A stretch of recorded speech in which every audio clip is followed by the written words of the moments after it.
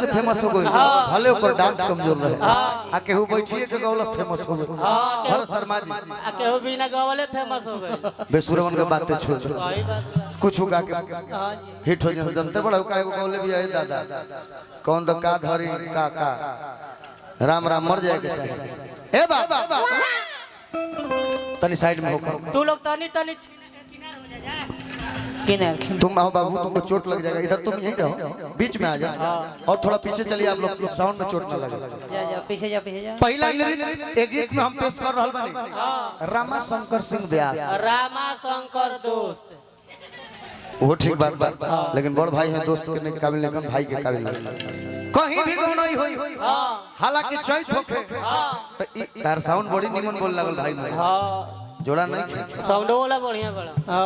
हमकर मेहररू कहीं भी गौ नहीं होई चारों जाने लोग के चाहिए हमरा तनी हेने आज तू हेने आ तीन जने ओने रह जाएगा हमें भी आ जाए बराबरे रह बेटा बराबरे रह लो खाली ढोलक वालू के मुंह लोग के दिए बिरहिया बजाओ बाबू छेक लिया कहीं गौ नहीं होई तो नाच जरूरे होई आगवा गावती मौगी का हो कि मन करे अगिया आए हाय जैसे करियो वैसे करेगा भाई ये दिल्ली वाली दिल ले के जयकार सही बात वाह कि मन करे अगिया आ कर चलते मरिए जा अगर तारा लेखा पर्सनालिटी के लड़की दरोगा हो जाए तो हमरा लेखा आदमी अपराधी बन जाए सही बात तारा रोज हमरा भेंट हो गई है चाह भले बॉर्डर पर धरा जाए लेकिन जौना बॉर्डर पर तार पोस्टिंग रही जान के पाउच मार के जाए तू हमरा के धल रात भर हम इनकर लंच बॉक्स बन जेती कम से कम हाथावा तो धइले रहती ए बाबा कि मन कर अगिया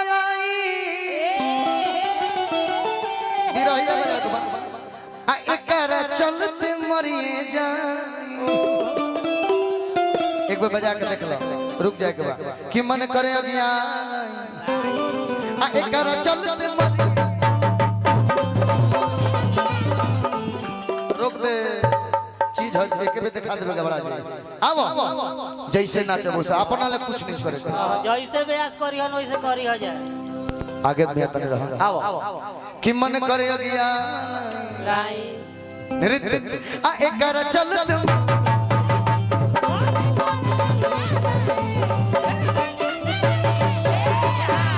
अरे हाउ देखो पड़ो कत टाइमिंग कला में टाइमिंग हो देखो ढोलक के हारू रुके के बाद चलो फिर से आओ अब हेने मुंह कर दलो हेने अब लोग देखो आवा कि मन करे अगिया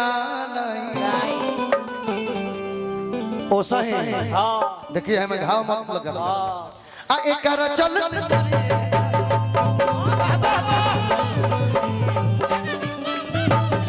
ये बात वाह कबेले से नाचत रही सही ना हम ना चल काल से मंच पर जहां तहां उबड़ खाबड़ बर्बाद ए बाबा यही भोजपुरी समाज में एगो गौनिहार भइल के जेकर नाम सुदर्शन यादव है हां ओहो मरद के जोड़ नहीं चैत होखे त काम मजाल केहू के टिक जाए ए बाबा सुदर्शन भैया ना चले कहेगा हो आओ चलो तनी से साइड हो जा लखन वो तू बैठा भाई हां तू आइठा बल तू बैठ जा हां है ना आ एक जानी उठ रह जा हां खड़ा हो खड़ा आओ पीछे चले हमरा यहाँ काम बा ना तो पीछे ले गलती हुई तो हमारा गलती मत कहियो ए बाबा सुदर्शन भैया ना चले चैत के भाव कैसे हो अबे आस जहां धरो तो न जा धरो जाता ना उठा के घींचले बनो तना घींच उठावा मच्छरदानी मत उठावा तू तलिया उठावा उठाओ बादाम उठावा बेआजी से झोरता से झोरा बेया सोझा सोझी उठैले बन तू हो सोझा सोझी उठावा पैर नहीं खूब फैले हम फैले ले कहीं गोड़वा फैला ला तब फैलावा उठावा करो ना रे फिर नाच यार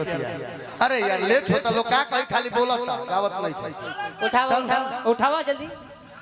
उठा के टाइट घींचले बन तू टाइट घींच खींचे है झारा बेयास उठैले बन तो उनकर पैंट लोग बता तार नहीं खेलो बत उठा अपने न कहल जैसे करब वैसे करी हो पैंट लोग हमार तार पैंट नहीं खेलो कहते फुल पैंट में लोग रे अभी कहो कि वो पैंट पहन के आइले ना मजा आता तो ताली बजा दो भाई हो जा हंसी लो अरे भजन भाई लोग पंथ में ऐसा चीज हो गई हाथ गुदगुदा के लोग जाओ ए बाबा सुदर्शन भैया नहीं चल कैसे कि मन करे दिया आ एकर चलते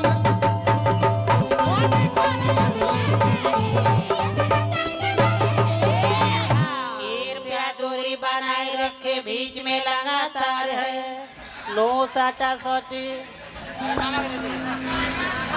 कि मन करे दिया मारो आ एकर चलते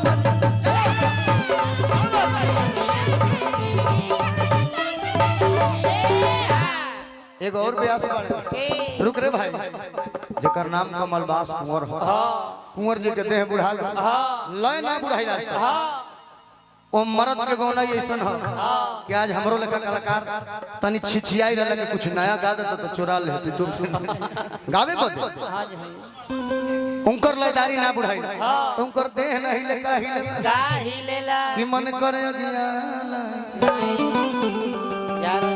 आ एकर चल अच्छा जोनी डांस हमरा ले करैले हम हाँ ओके को केहू और के कॉपी ना हो ओ ककवे कॉपी है कि मन करे दिया आ एकर चलत